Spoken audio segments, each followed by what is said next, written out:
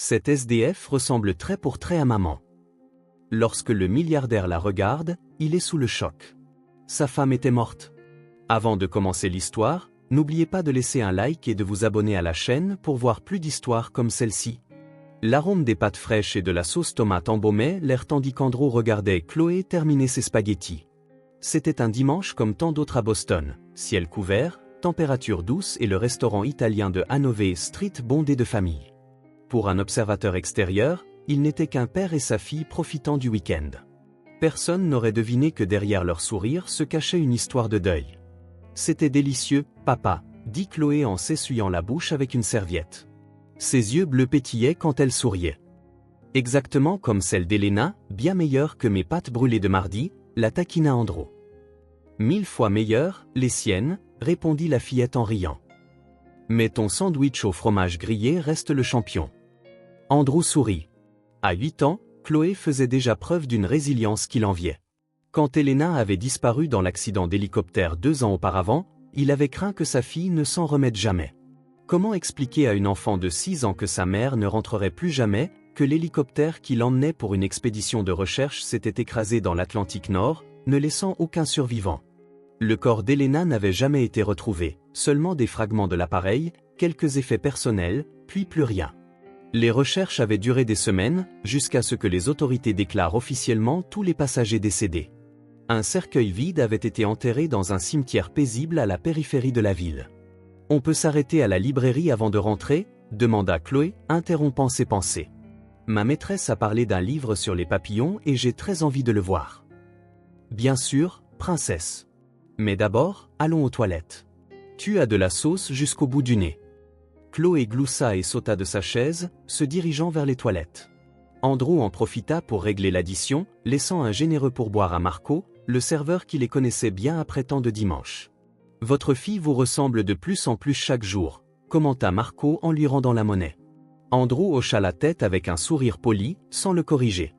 Peu de gens réalisaient à quel point Chloé était le portrait craché d'Elena, de la forme de son visage à la manière dont elle fronçait les sourcils quand elle se concentrait.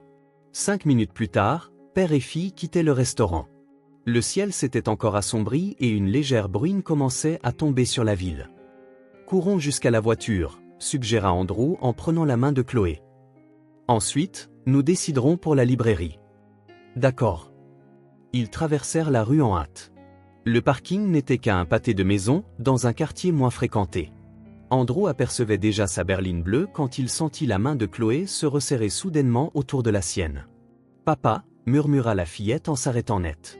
« Qu'y a-t-il, Chloé ? Nous y sommes presque et la pluie s'intensifie. » Mais Chloé ne bougeait pas. Ses yeux étaient rivés sur quelque chose de l'autre côté de la rue, à l'entrée d'une ruelle. Andrew suivit son regard, légèrement irrité par ce retard. C'est alors qu'il la vit. Une femme était assise par terre, adossée au mur de briques d'un vieil immeuble. Elle portait plusieurs couches de vêtements, tous sales et usés. Ses cheveux sombres et emmêlés cachaient partiellement son visage, et elle fouillait dans un sac en plastique, cherchant apparemment quelque chose. Une sans-abri typique, comme tant d'autres dans les grandes villes américaines. Sauf qu'elle n'était pas comme tant d'autres. « Papa, cet SDF ressemble trait pour trait à maman. » Les mots de Chloé le frappèrent comme une décharge électrique. Son premier réflexe fut de gronder sa fille, de dire qu'elle imaginait des choses. Après tout, Chloé était très jeune quand Elena avait disparu. Les souvenirs d'enfants peuvent jouer des tours, mêlant réalité et désir. Mais alors, la femme leva le visage, et le monde d'Andrew s'écroula. Même de loin, même sous la saleté et l'épuisement, même avec les cheveux emmêlés et le regard vide, il était impossible de ne pas reconnaître ce visage. Les mêmes traits délicats, la même forme de nez, au-dessus de son sourcil gauche, la petite cicatrice qu'Elena portait depuis son adolescence. « Ce n'est pas possible », murmura-t-il, sa voix presque couverte par la pluie désormais plus forte. Mais c'était sa femme. La mère de Chloé. La femme qu'il avait pleurée pendant 2 longues années, la brillante scientifique dont les travaux en biologie marine étaient reconnus mondialement, la personne pour qui il allumait des bougies à l'anniversaire de sa mort, dont il gardait les photographies dans des boîtes qu'il ne supportait pas d'ouvrir. Elena était là, vivante, sur le trottoir, comme une parfaite inconnue. « C'est maman, papa, c'est elle. » Chloé était excitée maintenant, sa voix plus forte, trépignant presque sur place. Andrew lâcha la main de sa fille et fit un pas hésitant en avant. Il se sentait incapable de réfléchir correctement. 1000 questions se bousculaient dans son esprit. Comment était-ce possible? Comment Elena avait-elle survécu à l'accident? Pourquoi était-elle dans la rue? Pourquoi n'était-elle jamais rentrée auprès de sa famille? Reste ici, dit-il à Chloé, le ton plus ferme qu'il ne se sentait intérieurement. Il traversa la rue comme un somnambule, les yeux fixés sur la femme. Chaque pas semblait une éternité. La pluie trempait ses vêtements, mais il sentait à peine les gouttes froides sur son visage. Elena, appelait-il alors qu'il n'était plus qu'à quelques pas.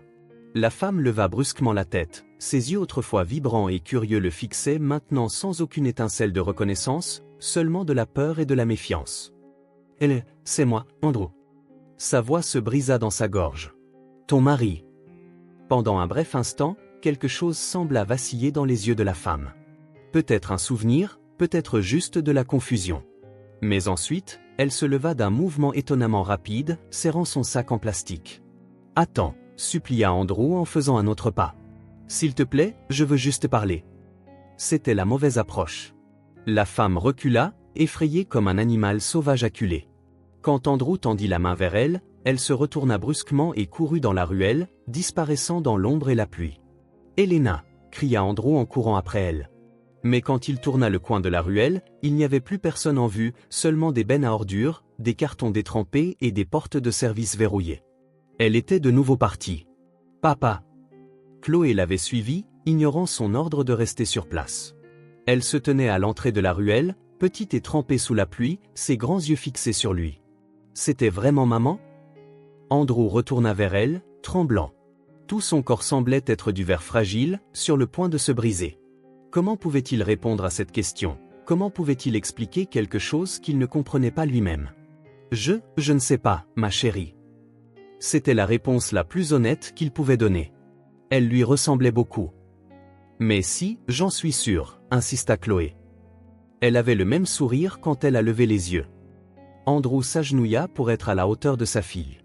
La pluie coulait sur leur visage comme des larmes. « Chloé, écoute, » dit-il en tenant les épaules délicates de la fillette. « Maman a eu un très grave accident. Tout le monde pensait, tout le monde croyait qu'elle n'avait pas survécu. Mais elle est vivante. Elle est ici. Si c'est vraiment elle. » Andrew prit une profonde inspiration, essayant d'organiser ses pensées. Quelque chose de très grave a dû se passer. Elle semble différente. Peut-être qu'elle ne se souvient plus de nous, ni de qui elle est. Les yeux de Chloé s'emplirent de larmes. Mais ce n'étaient pas des larmes tristes. Elle portait une détermination féroce, un espoir qu'Andrew n'avait pas vu depuis des années. Il faut la retrouver, papa. Il faut la ramener à la maison. À cet instant, quelque chose s'éveilla en Andrew. L'incrédulité et le choc firent place à une ferme résolution. Il essuya la pluie de son visage et prit Chloé dans ses bras, la protégeant de l'averse incessante. « Oui, nous allons la retrouver », promit-il en se hâtant vers la voiture. « Et nous découvrirons ce qui s'est passé. » Sur le chemin du retour, Chloé s'endormit sur la banquette arrière, épuisée par les montagnes russes émotionnelles. Andrew conduisait en silence, l'esprit en ébullition. Il devrait être méthodique, vérifier les refuges, parler aux services sociaux, retourner à cet endroit chaque jour jusqu'à ce qu'il la retrouve. Elena était vivante, et cette fois, il ne la perdrait pas. En se garant dans le garage de leur maison à Newton, une banlieue tranquille de Boston, Andrew regarda sa fille endormie dans le rétroviseur. Pour la première fois en 2 ans, il ressentit une véritable étincelle d'espoir. « Nous ramènerons ta mère », murmura-t-il, plus pour lui-même que pour Chloé. « Je te le promets. » Andrew ne dormit pas cette nuit-là. Allongé dans le lit qu'il avait autrefois partagé avec Elena, il fixait le plafond tandis que les scènes de leur rencontre se rejouaient dans son esprit comme un film détraqué. Ses yeux vides, la peur sur son visage quand il avait essayé de s'approcher d'elle, sa course désespérée dans la ruelle. Était-ce vraiment Elena, ou juste une étrangère aux traits similaires, invoquée par son esprit désespéré? 2 ans de deuil peuvent faire cela à un homme, créer des fantômes là où il n'y en a pas. Mais Chloé l'avait reconnu aussi, instantanément et avec certitude. Cet SDF ressemble trait pour trait à maman. La voix de sa fille résonnait dans sa tête, mêlée à ses propres doutes. À 6 heures du matin, Andrew était déjà debout. Il but un café fort en préparant le petit déjeuner de Chloé. Il devait l'emmener à l'école, puis se rendre au travail. Ou du moins, c'est ce qu'il dirait à tout le monde. « Tu vas chercher maman aujourd'hui ?» demanda Chloé en mangeant ses céréales, ses grands yeux pleins d'espoir brisant presque le cœur d'Andrew. « Je vais essayer, princesse, répondit-il en s'asseyant à côté d'elle. Mais il y a quelque chose de très important que tu dois comprendre. Elle hocha la tête en mâchant lentement. Ce n'est peut-être pas maman. C'est peut-être juste quelqu'un qui lui ressemble. C'était elle, papa. J'en suis sûr. Andrew prit une profonde inspiration. La certitude d'un enfant peut être absolue et pure. Et si c'est vraiment elle, peut-être qu'elle est malade. Pas physiquement, mais mentalement.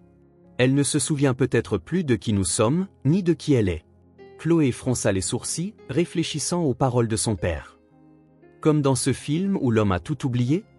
Quelque chose comme ça, acquiesça Andrew.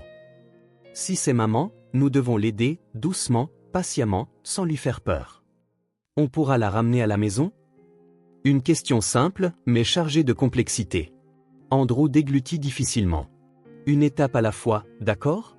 D'abord, je dois la retrouver. Après avoir déposé Chloé à l'école, Andrew se rendit à l'endroit où ils avaient vu la femme la veille.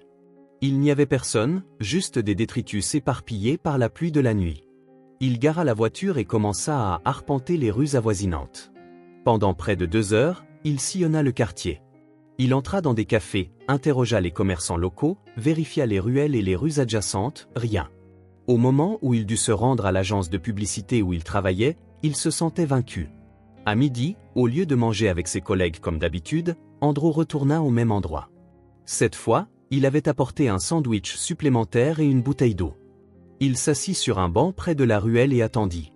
Vers la fin de sa pause, alors qu'il était sur le point d'abandonner, il la vit. Elle marchait lentement sur le trottoir, la tête baissée, serrant le même sac en plastique contre sa poitrine. Aucun doute, c'était la même femme. Le cœur d'Andrew battait la chamade. Il songea à l'appeler par son nom, mais se souvint de sa réaction de panique la veille. Cette fois, il serait plus prudent. Il se leva et marcha vers elle, pas directement, mais en s'orientant de manière à ce que leurs chemins se croisent naturellement. En s'approchant, il ralentit le pas. « Bonjour », dit-il simplement, gardant ses distances. « Avez-vous faim? J'ai un sandwich en trop. » La femme s'arrêta, méfiante. Ses yeux ou les yeux d'Elena l'étudièrent attentivement. De près, c'était encore plus choquant à quel point elle lui ressemblait, malgré la crasse et l'épuisement, même sous des couches de saleté. C'était le visage qu'il avait aimé pendant tant d'années. « Vous n'êtes pas obligé de me parler. Prenez-le simplement si vous voulez. » Andrew tendit le sandwich emballé et l'eau, puis recula de 2 pas. Un instant, il crut qu'elle allait fuir à nouveau, mais la faim l'emporta. La femme s'approcha, prudemment, comme un animal sauvage, et s'empara vivement de ce qu'il offrait. « Merci », murmura-t-elle, sa voix rouillée par le manque d'usage. Ce simple mot transperça le cœur d'Andrew comme une flèche. C'était la voix d'Elena, altérée par la rudesse, mais c'était bien la sienne. « Je m'appelle Andrew », dit-il en essayant de se contenir. « Vous vivez dans le coin ?» Elle prit une bouchée du sandwich, affamée. Ce n'est qu'après quelques secondes qu'elle répondit, sans le regarder directement, « Dans le coin. Je viens ici tous les jours à l'heure du déjeuner. Si vous avez besoin de quoi que ce soit… » Elle le coupa d'un signe de tête et s'éloigna, mangeant en marchant. Andrew résista à l'envie de la suivre. Sa pause déjeuner était de toute façon presque terminée, et il savait que la pourchasser ne ferait qu'empirer les choses. Au cours des semaines suivantes, Andrew s'en tint à sa routine. Chaque jour, à l'heure du déjeuner, il se rendait au même endroit avec de la nourriture supplémentaire. Il ne la trouvait pas toujours, mais quand c'était le cas, il répétait le même rituel. Une simple salutation, une offre de nourriture, une brève tentative de conversation. Peu à peu, elle sembla s'habituer à sa présence. Au bout d'une semaine, elle ne reculait plus quand il s'approchait. La 2e semaine, elle accepta de s'asseoir sur le même banc que lui, tout en gardant une certaine distance. « Vous n'abandonnez pas, n'est-ce pas ?» demanda-t-elle lors d'une de ces rencontres, un faible sourire sur son visage émacié. « Je suis têtu, » admit Andrew. « Et on dirait que vous pourriez avoir besoin d'un ami. »« Je n'ai besoin de personne. » Parfois, tout le monde a besoin de quelqu'un. Elle haussa les épaules, retournant à sa nourriture en silence. C'est au cours de la 3e semaine qu'il obtint enfin un nom. Assis sur le même vieux banc, Andrew demanda nonchalamment « Puis-je connaître votre nom, ou dois-je continuer à vous appeler la mystérieuse dame dans ma tête ?» Elle hésita, fixant le sol. « Sarah, dit-elle enfin. »« Je m'appelle Sarah. » Andrew sentit l'air lui manquer. Elle n'était pas Elena. Ou du moins, elle ne se souvenait pas d'être Elena. Sarah, répéta-t-il en essayant de cacher sa déception. C'est un joli nom. Je crois que oui, ajouta-t-elle presque dans un murmure. C'est le seul nom dont je me souvienne. Andrew se tourna pour la regarder, surpris. Vous n'êtes pas sûr? Elle sourit tristement. Il y a beaucoup de choses dont je ne suis pas sûr. Mon esprit est confus. Plein de vide. Vous ne vous souvenez pas de votre passé, Sarah? Non, Elena. Il ne pouvait toujours pas la considérer comme quelqu'un d'autre, secoua la tête. Je me souviens m'être réveillé dans un hôpital. Ils ont dit qu'ils m'avaient trouvée sur la plage, presque morte. Pas de papier, rien. J'y suis resté quelques semaines, je crois. Et puis, elle haussa les épaules. Difficile à expliquer. Tout me semblait faux. Les gens voulaient m'emmener dans un refuge, me poser des questions, remplir des formulaires. Je voulais juste être seule, jusqu'à ce que je puisse me souvenir de qui je suis. Alors elle s'était enfuie. Elle vivait dans la rue depuis, évitant les contacts, changeant d'endroit dès que les gens commençaient à la remarquer, survivant comme elle le pouvait, essayant de reconstituer une identité brisée. Donc Sarah n'est peut-être même pas votre vrai nom, demanda Andrew prudemment. Je ne sais pas. Ça m'a semblé familier quand j'y ai pensé. Peut-être que oui, peut-être que non. Le silence qui suivit était lourd de possibilités. Andrew étudia son profil, le nez délicat, le menton déterminé. Tellement Elena, que ça faisait mal. Vous croyez aux coïncidences, Sarah? Elle le regarda, confuse. Que voulez-vous dire? Rien, fit marche arrière Andrew. C'était trop tôt. Il avait besoin de preuves, de quelque chose de concret avant de révéler sa théorie. Je pensais juste à voix haute. Quand sa pause déjeuner se termina, Andrew partit comme d'habitude. Mais cette fois, en regardant Sarah s'éloigner, il ressentit une certitude absolue. Sa façon de marcher, l'inclinaison de sa tête, tout en elle criait Elena. C'était sa femme, la femme qu'il avait aimée, la mère de Chloé, vivante mais perdue dans un labyrinthe d'oubli.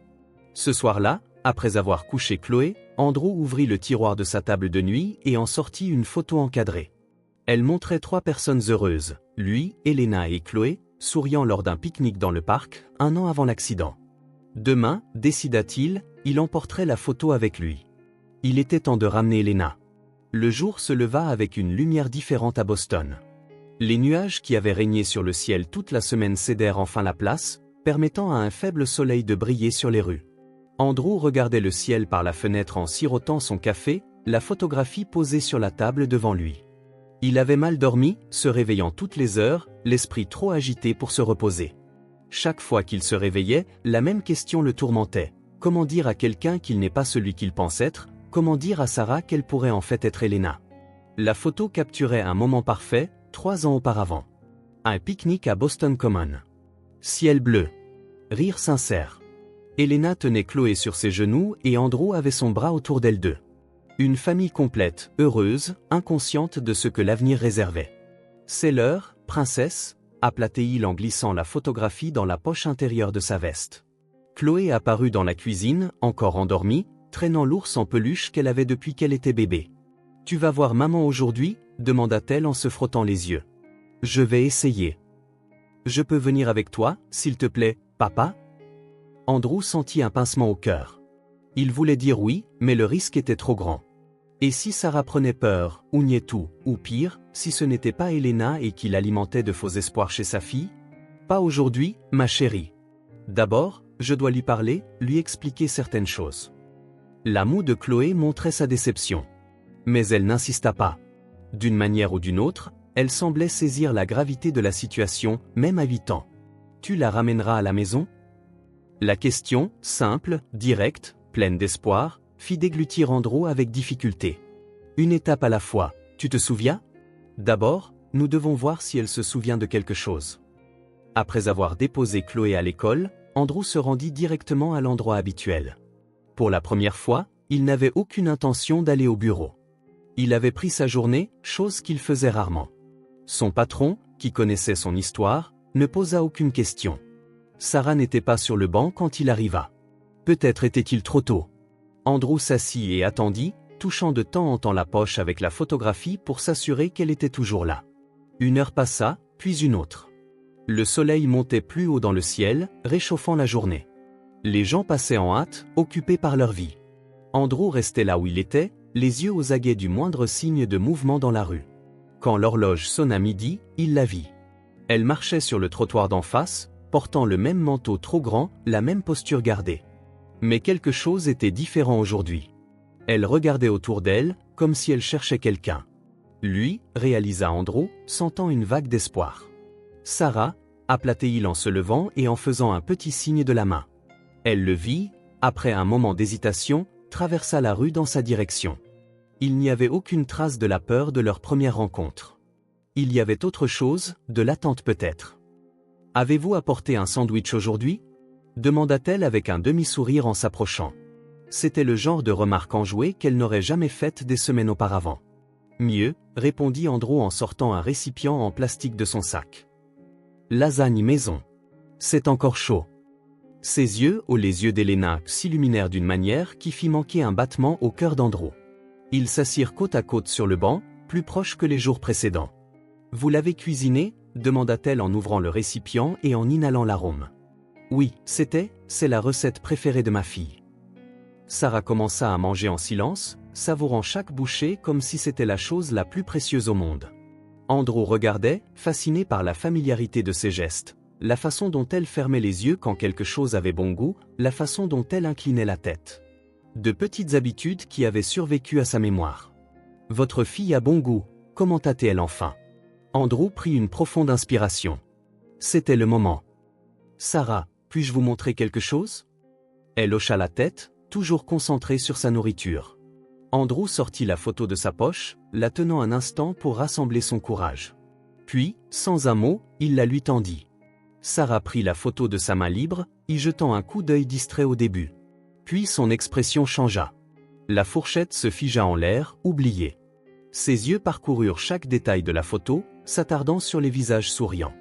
Le temps sembla s'arrêter.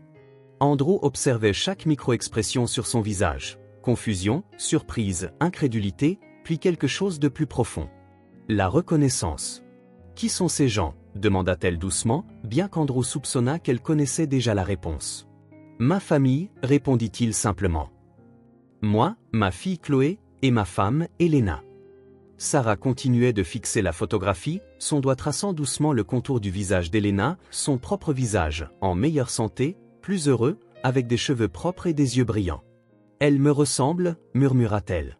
« Non » dit Andrew doucement. « C'est vous qui lui ressemblez. » Les yeux de Sarah et d'Elena rencontrèrent les siens, remplis de confusion et de peur. « Que dites-vous » ? « Je pense que vous êtes Elena » dit Andrew, laissant enfin échapper les mots après des semaines de prudence. « Ma femme. La mère de Chloé. Disparue depuis 2 ans après un accident d'hélicoptère dans l'Atlantique Nord. » Sarah déglutit difficilement, regardant à nouveau la photo. Elle resta silencieuse pendant un long moment.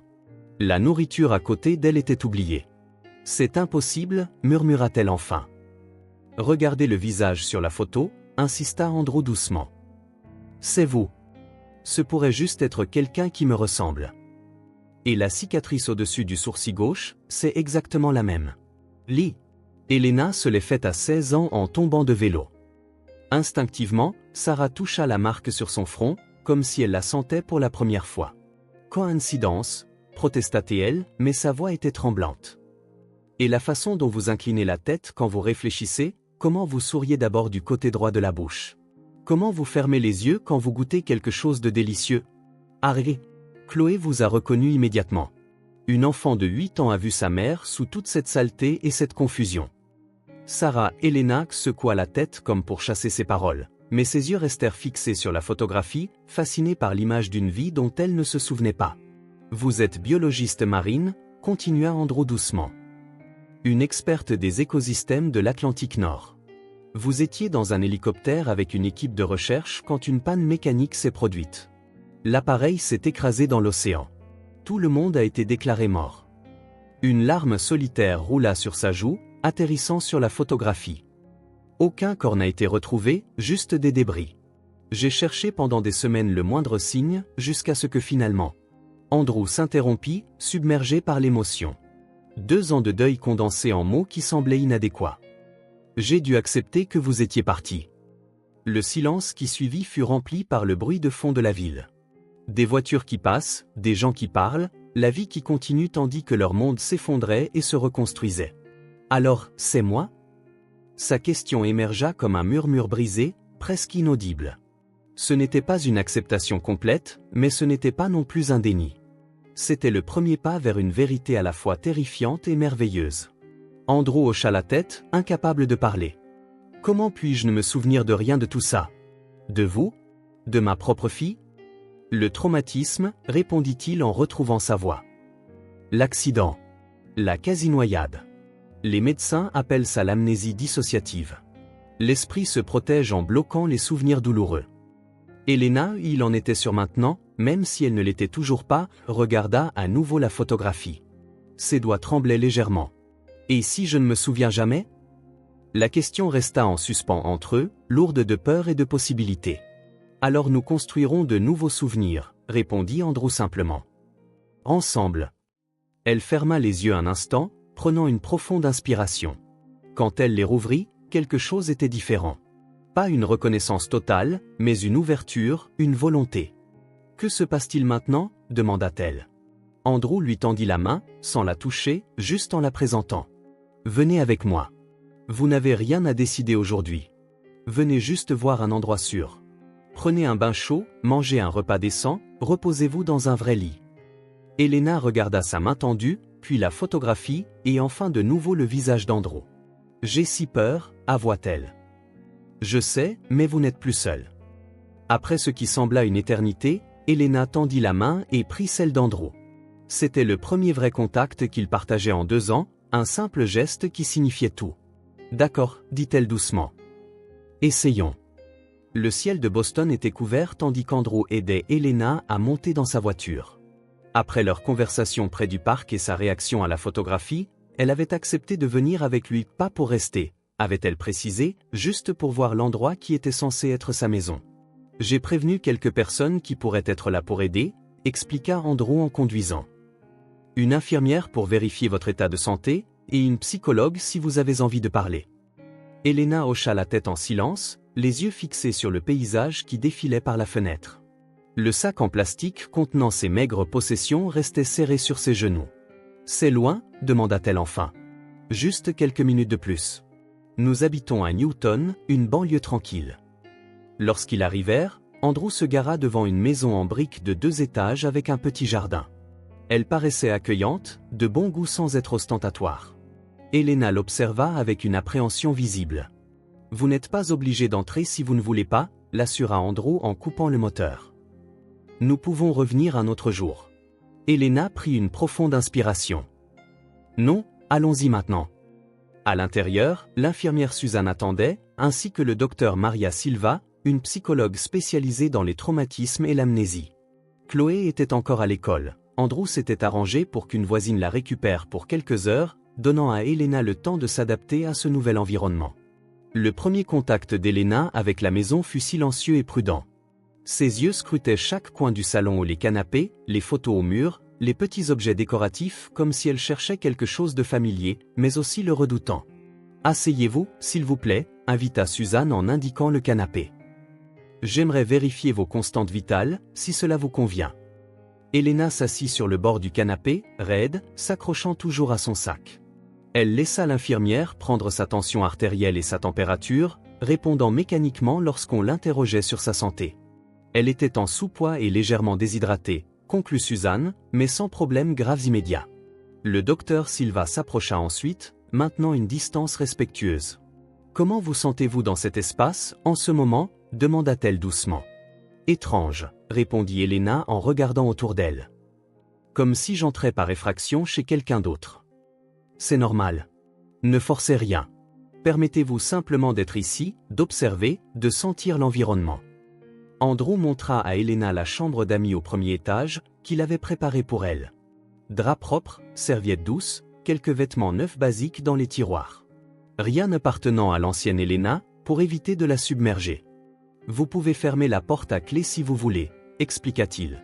« Votre espace, vos règles. » Elle hocha la tête, reconnaissante de cette considération. « Pourrais-je prendre une douche ?» « Bien sûr. » La salle de bain est juste là. Vous trouverez tout ce dont vous avez besoin. Pendant qu'Elena prenait sa douche, Andrew eut une brève conversation avec les professionnels. L'infirmière laissa des vitamines et des recommandations nutritionnelles.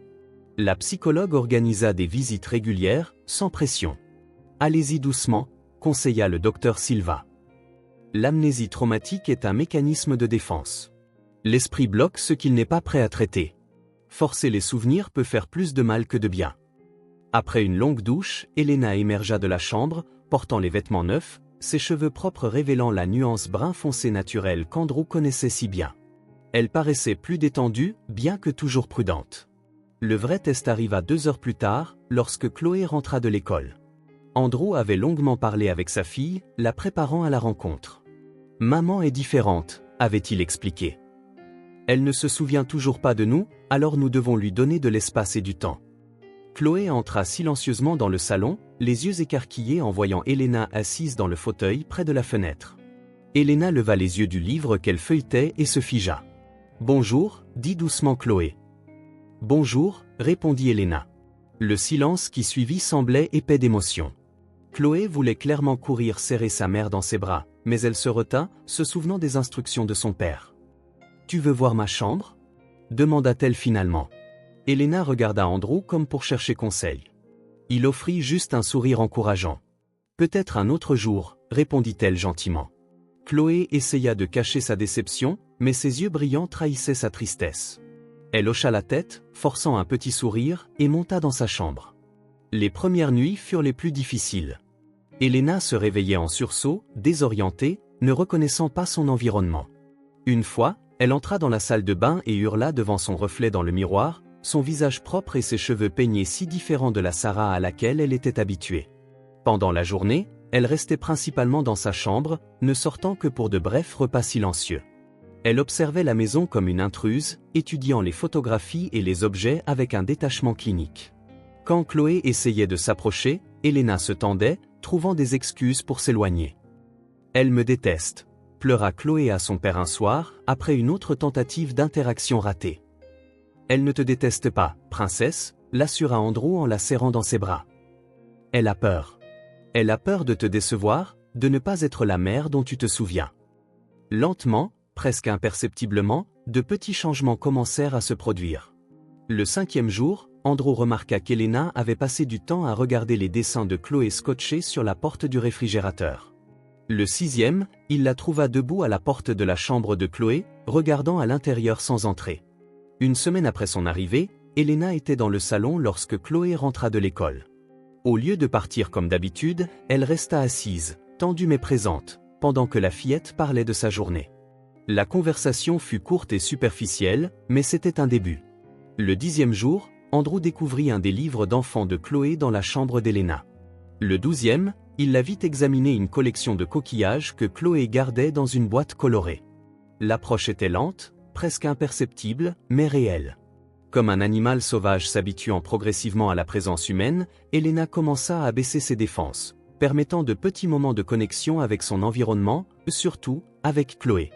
La psychologue expliqua que ce comportement était normal. L'absence de souvenirs déclaratifs ne signifiait pas une absence de liens émotionnels. Le cerveau peut ne pas se souvenir, mais le cœur reconnaît parfois. Donnez-lui du temps, conseilla le docteur Silva. Elle retrouve son chemin, à son propre rythme. Une nuit, 2 semaines après l'arrivée d'Elena, Andrew passa devant la chambre de Chloé pour lui faire le baiser habituel du coucher et eut une surprise. Elena était assise sur le bord du lit, écoutant attentivement Chloé lui montrer un cahier de sciences. Il recula doucement, ne voulant pas interrompre ce moment fragile. Elena n'était toujours pas la mère que Chloé avait autrefois connue, mais elle était quelqu'un qui essayait de trouver sa place dans cette famille, dans cette maison, dans cette vie qui lui semblait à la fois étrange et familière. Petit pas, petite victoire. Andrew savait que la route serait longue, mais pour la première fois depuis qu'il avait trouvé Elena sur ce trottoir pluvieux, il ressentait un véritable espoir. Non pas de restaurer le passé exactement tel qu'il était, mais de construire quelque chose de nouveau à partir des fragments, quelque chose d'également précieux et valable. Les matins chez les Taylor avaient acquis une nouvelle routine. Andrew était toujours le premier à se réveiller, préparant le café pendant que Chloé se préparait pour l'école. Et Elena, hésitant encore à embrasser ce nom, descendait généralement la dernière, une fois que la fillette avait presque terminé son petit déjeuner. C'était un arrangement tacite qui convenait à tout le monde, surtout à Elena, qui se sentait toujours mal à l'aise pendant les moments familiaux. Mais ce mardi matin, Andrew trouva Chloé assise seule à la table de la cuisine, ses céréales intactes, son uniforme scolaire enfilé, mais son regard fixé sur le jardin à travers la fenêtre. Elle n'avait pas sa gaieté habituelle, juste un silence pesant, inhabituel pour une enfant de 8 ans. « Bonjour, princesse », salua Andrew en se penchant pour embrasser le sommet de sa tête. « Tout va bien ?» Chloé haussa les épaules, regardant toujours par la fenêtre. Andrew s'assit à côté d'elle, remarquant à quel point son profil ressemblait à celui d'Elena. Cela faisait parfois mal de la regarder. « Qu'est-ce qui ne va pas ?» demanda-t-il doucement, sentant que quelque chose la dérangeait. Chloé se tourna enfin pour le regarder, ses yeux bleus embués de larmes. « Elle ne se souviendra jamais de moi, n'est-ce pas ?» demanda-t-elle, la voix petite et tremblante. Andrew sentit son cœur se serrer. Il n'eut pas besoin de demander de qui Chloé parlait. « Pourquoi penses-tu ça maintenant ?» Hier soir, j'ai essayé de lui montrer ma collection de coquillages. Je pensais qu'elle aimerait, parce que... Chloé hésita, déglutissant. Parce que c'est elle qui m'a appris à les collectionner. Mais elle m'a regardé comme si j'étais une étrangère. Puis elle a juste quitté la pièce. Une larme silencieuse roula sur la joue de Chloé, qu'elle essuya avec sa manche. J'essaie de ne pas être embêtante, j'essaie de lui laisser de l'espace, comme tu l'as dit. Mais ça fait mal, papa. Ça fait vraiment mal. Andrew rapprocha sa chaise, serrant sa fille dans ses bras et la sentant trembler légèrement contre lui. Comment pouvait-il expliquer quelque chose d'aussi complexe, d'aussi douloureux, à un enfant? Comment équilibrer l'honnêteté et l'espoir? Chloé, tu te souviens quand nous avons parlé de l'accident? Commença-t-il doucement, choisissant ses mots avec soin. Comment parfois le cerveau se protège en bloquant les souvenirs douloureux? La fillette hocha la tête contre sa poitrine. Elle a perdu la mémoire dans l'accident, mais nous devons être patients. Elle mérite la chance de revenir, et tu mérites d'avoir ta mère de retour. Chloé se recula un peu pour le regarder dans les yeux. Mais si elle ne se souvient jamais? Si elle reste comme ça, distante, pour toujours? C'était la question qu'Andrew se posait aussi lors de nombreuses nuits d'insomnie. La possibilité qui le terrifiait. Même si ses souvenirs ne reviennent pas complètement, dit-il enfin, elle peut toujours créer de nouveaux souvenirs. Elle peut réapprendre à nous aimer, à sa manière. Ce sera peut-être différent, mais ce sera toujours de l'amour. Comment le sais-tu? Parce que c'est déjà en train de se produire, même si tu ne l'as pas remarqué. As-tu vu comment elle regarde parfois tes dessins, comment elle se tient parfois à ta porte? Elle essaie, Chloé, à son propre rythme. Chloé réfléchit à ses paroles, son visage se détendant progressivement. Alors, qu'est-ce qu'on fait? Nous continuons d'être nous-mêmes. Nous lui montrons qui nous sommes, sans la forcer à être celle qu'elle était avant. Nous lui donnons du temps, de l'espace si elle en a besoin. Et surtout, nous n'abandonnons pas. Un bruit dans l'escalier les interrompit. Elena descendait, vêtue d'un jean et d'un simple pull. Des vêtements neufs qu'ils avaient achetés ensemble la semaine précédente. Une petite victoire dans la reconstruction de la confiance. « Bonjour », salua-t-elle, s'arrêtant en remarquant qu'elle avait interrompu quelque chose. « Bonjour », répondit Andrew avec un sourire encourageant. « Café ?» Chloé s'essuya discrètement le visage et força un sourire. « J'ai fait un nouveau dessin hier », dit-elle dans un effort visible pour agir normalement. « Tu veux le voir plus tard ?» Elena parut surprise par l'offre directe, mais hocha la tête après un instant. « Bien sûr. Après le petit déjeuner. » Le silence qui suivit n'était pas aussi lourd que dans les premières semaines. Il avait une qualité différente. Moins de tension, plus un calme naturel entre des personnes qui apprenaient encore à se connaître. Dans les jours qui suivirent, Andrew remarqua un changement subtil chez Chloé. Sa déception avait été remplacée par une détermination impressionnante pour quelqu'un de si jeune. Au lieu d'attendre qu'Elena vienne à elle, elle commença à laisser de petites traces d'elle-même dans la maison, des dessins soigneusement réalisés sur la table basse, des livres préférés oubliés sur le canapé, sa collection de coquillages disposés artistiquement dans le couloir. Ce n'étaient pas des appels à l'attention évidents, mais de douces invitations pour qu'Elena entrevoie le monde de Chloé. De petits gestes qui disaient « Je suis là, quand tu seras prête ». Et lentement, Elena commença à répondre. Un après-midi, Andrew rentra chez lui et trouva la maison inhabituellement silencieuse. Inquiet, il chercha Elena et Chloé, les trouvant dans le salon. Elena était sur le canapé, feuilletant l'un des albums photos de famille qu'elle avait auparavant évités. Chloé était sur le tapis, dessinant, apparemment absorbée par son art, mais jetant de temps en temps un coup d'œil à Elena. C'était comme une danse prudente, se rapprocher sans s'imposer, être présent sans faire pression. J'ai trouvé ça sur l'étagère, dit Elena en remarquant Andrew. Chloé a dit que je pouvais le regarder. L'album contenait des photos de la grossesse d'Elena et des premières années de Chloé. Andrew s'assit à une distance respectueuse, la laissant continuer son exploration. « Tu étais magnifique », commenta-t-il en désignant une photo d'Elena enceinte de 8 mois, souriant à l'appareil photo, les mains sur son ventre. « J'avais l'air heureuse », observa-t-elle avec hésitation. « Tu l'étais. Nous l'étions tous. » Elena tourna d'autres pages, traçant parfois les bords des photos avec ses doigts. Lorsqu'elle atteignit une image d'elle tenant Chloé nouveau-né, elle s'arrêta. Quelque chose dans son expression changea. Pas exactement de la reconnaissance, mais une émotion plus profonde. « Je peux le ranger maintenant » demanda-t-elle soudainement en fermant l'album. « Bien sûr », répondit Andrew, sentant à quel point l'intensité l'avait submergée. Après qu'elle se fut retirée dans sa chambre, Chloé vint vers Andrew en chuchotant « Tu as vu ?» Elle est devenue triste, mais c'était différent. Comme si elle se souvenait de quelque chose, même si elle ne savait pas quoi.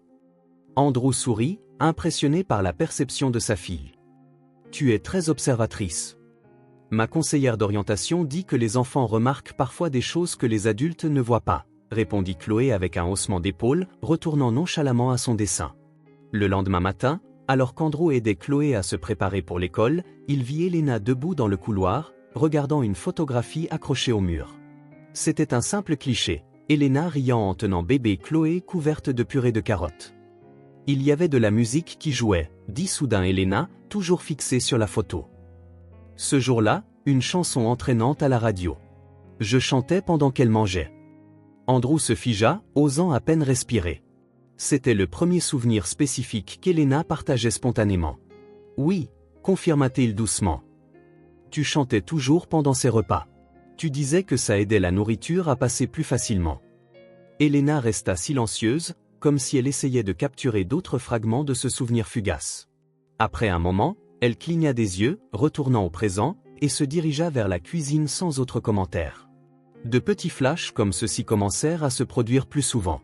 Une mélodie à la radio faisait arrêter Elena quoi qu'elle fasse, inclinant la tête comme si elle écoutait un son lointain.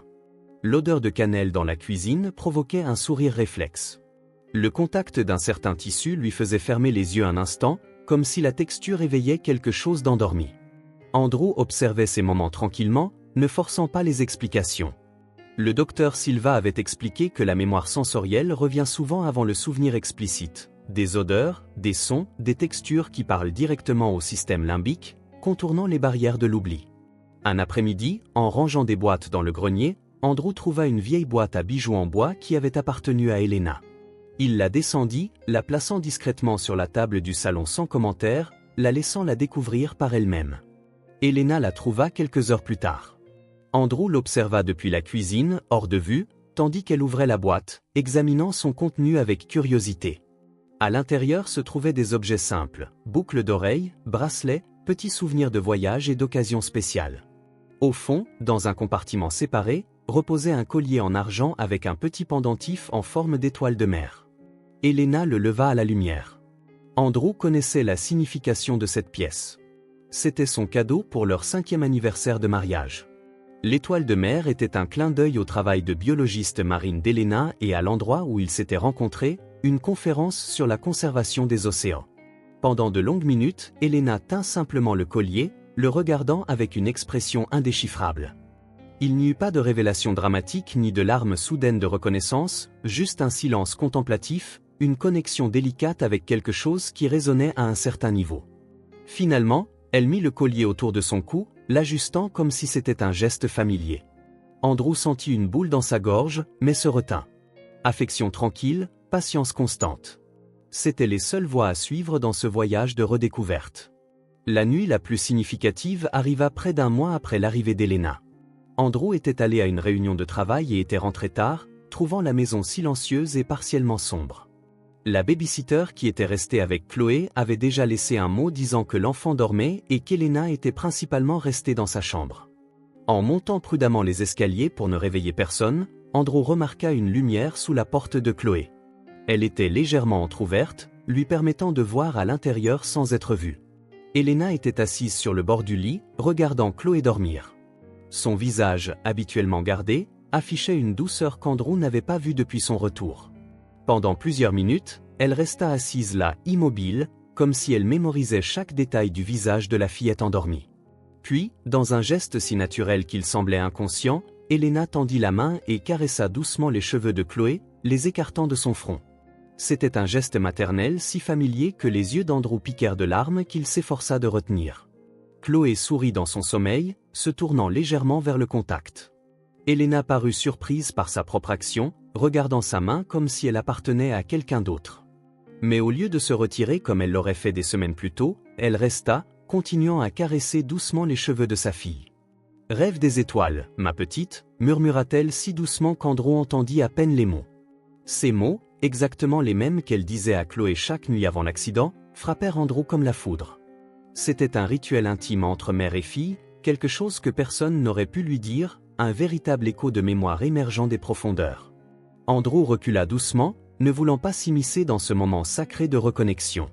Dans l'intimité du couloir sombre, il s'autorisa quelques larmes silencieuses. Des larmes non pas de tristesse, mais d'un espoir si intense qu'il en était presque douloureux. Le lendemain matin, Chloé descendit en trombe pour le petit déjeuner, le visage rayonnant d'excitation. « Papa » s'exclama-t-elle dès qu'elle le vit. « Hier soir, maman est venue dans ma chambre. »« Vraiment » répondit Andrew en feignant la surprise. « Je me suis un peu réveillée » continua Chloé en baissant la voix comme si elle partageait un secret. « Et devine quoi ?» Elle a dit la phrase spéciale, « Papa. » Rêve des étoiles, ma petite. Comme avant. La joie de Chloé était contagieuse, son visage illuminé par un espoir renouvelé. Andrew sourit sincèrement, partageant son bonheur, mais restant calme dans sa réponse. « C'est merveilleux, princesse. Alors ça veut dire qu'elle se souvient, n'est-ce pas? Elle revient ?» Andrew s'agenouilla, se mettant à la hauteur des yeux de sa fille. « Ça veut dire qu'il y a des parties d'elle qui ne sont jamais vraiment parties. Mais nous devons continuer à être patients. Nous ne pouvons pas la brusquer. Tu comprends ?» Chloé hocha la tête solennellement. « Je ne lui dirai pas que je sais. Ce sera notre secret. »« C'est une excellente idée, » approuva Andrew. Quand Elena descendit pour le petit déjeuner quelques minutes plus tard, il n'y avait aucun signe extérieur qu'elle ait fait quoi que ce soit de significatif la nuit précédente. Elle salua Chloé et Andrew avec sa réserve habituelle, se versa du café et s'assit. Mais quelque chose dans l'air avait changé, une nouvelle qualité, moins tendue, plus pleine d'espoir. En regardant Chloé parler avec animation de son projet scolaire pendant qu'Elena écoutait avec un réel intérêt, Andrew se sentit profondément reconnaissant pour le cœur ouvert et résili de sa fille. Grâce à l'acceptation inconditionnelle de Chloé, sans exigence ni attente, quelque chose s'éveillait chez Elena. Pas seulement des souvenirs fragmentés, mais une connexion plus profonde qui transcendait l'amnésie. Le chemin serait long. Il savait qu'il y aurait des revers, des jours difficiles, des moments de doute.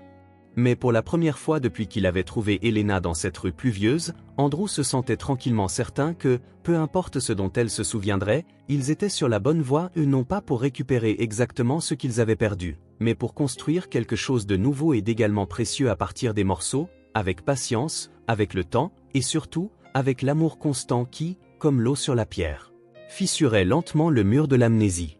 Le cabinet du docteur Lawrence se trouvait au 6e étage d'un élégant immeuble du centre-ville de Boston. Contrairement aux établissements médicaux traditionnels, l'espace était décoré pour la chaleur, murs pastel doux, fauteuils confortables et œuvres d'art sereines. Rien qui puisse déclencher des souvenirs d'hôpitaux ou de traumatismes. Elena observait chaque détail avec des yeux las tandis qu'elle attendait à côté d'Andrew dans la salle de réception, ses mains ne tenant pas en place. Un instant, elle lissait l'ourlet de son chemisier, l'instant d'après, elle aplatissait un pli inexistant sur son pantalon. Andrew reconnaissait ses signes d'anxiété mais respectait son silence. Il avait déjà eu assez de mal à la convaincre de venir. « Es-tu sûr que c'est une bonne idée ?» avait-elle demandé après qu'Andrew eut mentionné le spécialiste pour la première fois. Et si certains souvenirs étaient mieux perdus? C'était une question valable, une question qu'Andrew s'était posée de nombreuses fois. Mais les petits moments de connexion des dernières semaines ou la phrase murmurée dans la chambre de Chloé, sa réaction au vieux collier, La reconnaissance instinctive des goûts et des sons l'avait convaincu qu'Elena était prête pour cette étape. Le docteur Lawrence est spécialisé dans l'amnésie traumatique, avait-il expliqué doucement. Il n'est pas intéressé à forcer quoi que ce soit, juste à vous aider à intégrer les souvenirs qui refont déjà surface. Après des jours d'hésitation, elle avait finalement accepté. Maintenant, assise dans la salle d'attente, il semblait qu'elle remettait sa décision en question à chaque minute qui passait. « On peut partir si tu veux », proposa Andrew. Elena prit une profonde inspiration et secoua la tête. « Non, il faut essayer. » La porte du bureau s'ouvrit et le docteur Lawrence apparut. Un homme d'âge moyen au comportement calme et aux yeux perçants derrière de fines lunettes cerclées. « Madame Taylor », appela-t-il d'une voix posée. Elena se leva, hésitante. Elle jeta un rapide coup d'œil à Andrew, une question silencieuse dans les yeux. « Veux-tu que je vienne avec toi ?» Elle réfléchit brièvement, puis secoua la tête. « Je crois que je dois faire ça seule. » Andrew hocha la tête, cachant sa surprise. Dans les premières semaines après son retour, Elena n'aurait guère eu la confiance nécessaire pour affronter une situation inconnue sans lui à ses côtés. Le fait qu'elle le fasse maintenant était en soi un signe de progrès. La séance dura près de 2 heures. Andrew feuilleta tous les magazines de la salle d'attente, vérifia ses emails et eut encore le temps de contempler la ligne d'horizon de Boston à travers une fenêtre panoramique, se demandant ce qui se passait derrière cette porte fermée. Enfin, la porte s'ouvrit et le docteur Lawrence invita Andrew à les rejoindre. Assis côte à côte dans le bureau, ils écoutèrent le médecin expliquer son approche, une combinaison de thérapie cognitivo-comportementale, de techniques de récupération de la mémoire assistée, éventuellement, d'hypnothérapie légère. Le plan était de 3 séances par semaine au début. Nous ne visons pas une guérison complète, précisa-t-il en regardant principalement Elena. Cela arrive rarement dans des cas comme le vôtre. Notre objectif est de vous aider à intégrer les fragments qui refont surface dans un récit cohérent qui a du sens pour qui vous êtes maintenant. Et si les souvenirs ne reviennent jamais complètement, demanda-t-elle, exprimant la peur qu'Andrew savait la hanter. Alors nous travaillons avec ce que nous avons, répondit honnêtement le médecin. Vous êtes plus que vos souvenirs perdus, Elena. Vous êtes aussi la personne que vous devenez maintenant. Sur le chemin du retour, Elena resta silencieuse, regardant par la fenêtre tandis que les rues animées de Boston laissaient place aux banlieues bordées d'arbres de Newton. Ce n'est que lorsqu'ils s'engagèrent dans l'allée qu'elle parla. Il veut commencer demain, 3 fois par semaine. Comment te sens-tu par rapport à ça? Elle laissa échapper un long soupir. Effrayée. Il a été honnête. Il a dit que ça pourrait être douloureux. Je devrais revivre certaines choses pour les traiter correctement. Andrew hocha la tête, comprenant son appréhension. C'est ton choix, Elena. Personne ne va te forcer. Et si je choisis de rester comme je suis, demanda-t-elle en se tournant vers lui. Ni Sarah, ni Elena. Juste quelqu'un entre les deux. La question resta en suspens entre eux, chargée de sens. Alors nous trouverons un nouveau chemin à partir de là, répondit Andrew simplement. Ensemble. La première semaine de thérapie établit un schéma difficile. Elena revenait de ses séances émotionnellement épuisée, se retirant souvent dans sa chambre pendant des heures. Le docteur Lawrence avait prévenu que de telles réactions étaient normales. Le cerveau faisait le dur travail de retraitement des expériences bloquées. Le 5e jour, Andrew la trouva assise sur le sol de la chambre, le dos contre le mur, les yeux fixés sur le vide. « Journée difficile ?» demanda-t-il depuis le seuil. Elena leva les yeux vers lui, les yeux rouges de larmes récentes. « Je ne peux plus faire ça », dit-elle d'une voix rauque. Chaque séance, c'est comme ouvrir une blessure qui commence à peine à cicatriser. Andrew entra et s'assit à côté d'elle sur le sol, gardant un peu d'espace entre eux. « Tu veux arrêter ?» « Oui », répondit-elle immédiatement, puis hésita. « Non, je ne sais pas. » Elle laissa échapper un rire sans joie. « C'est comme avoir 2 personnes en moi qui se battent pour le contrôle. L'une veut tout découvrir. L'autre est terrifiée par ce qu'elle va trouver. » Ils restèrent assis en silence pendant quelques minutes, écoutant le son lointain de Chloé jouant dans le jardin. « Je veux arrêter », dit finalement Elena. Andrew prit une profonde inspiration, choisissant ses mots avec soin. « Fais-le pour notre fille, dit-il doucement. Elle mérite de te retrouver. » Elena tourna son visage vers la fenêtre, d'où s'échappait le rire de Chloé. « Et si je ne peux pas être ce dont elle a besoin, même si je récupère tous mes souvenirs? Et si je ne peux pas être la mère qu'elle a perdue? Alors tu seras une nouvelle version. Différente, mais pas moins précieuse, pas moins aimée. » Quelque chose dans ces mots sembla atteindre Elena profondément. Après une longue pause, elle hocha la tête. Je vais continuer. Pour l'instant. C'est au cours de la 2e semaine que les premiers véritables souvenirs commencèrent à émerger. Ils ne se présentaient pas comme des récits complets, mais comme des flashs sensoriels intenses, des fragments déconnectés apparaissant sans avertissement. Le docteur Lawrence conseilla à Elena de passer plus de temps dans des lieux significatifs de sa vie antérieure et de s'exposer à divers stimuli sensoriels, musique, odeurs, goûts qui lui avaient autrefois semblé familiers. Une avancée majeure se produisit un mercredi après-midi. Andrew avait placé une vieille boîte à musique sur la table basse. Un cadeau que les parents d'Elena lui avaient offert lorsqu'elle était enfant, quelque chose qu'elle avait toujours gardé près d'elle. Lorsqu'elle l'ouvrit et que sa douce mélodie commença à jouer, quelque chose changea dans son expression. « Ma mère » murmura-t-elle en fermant les yeux. Elle chantait cette mélodie en même temps qu'elle me brossait les cheveux pour l'école. En italien. Une chanson sur des oiseaux rentrant chez eux au printemps. Andrew resta silencieux, ne voulant pas briser le flux de sa mémoire. L'odeur de lavande, continua Elena, les yeux toujours clos. Elle portait toujours du parfum à la lavande. Et dans la cuisine, du pain frais qui cuit, les dimanches matins. Quand elle ouvrit les yeux, son visage exprimait un mélange d'émerveillement et de tristesse. C'est la première fois que je me souviens clairement de sa voix. Dans les jours suivants, d'autres fragments revinrent. Le bruit des vagues se brisant contre les rochers pendant des vacances d'été sur la côte italienne. L'odeur des citrons frais sur le marché. La texture rugueuse d'un mur de pierre qu'elle escaladait enfant.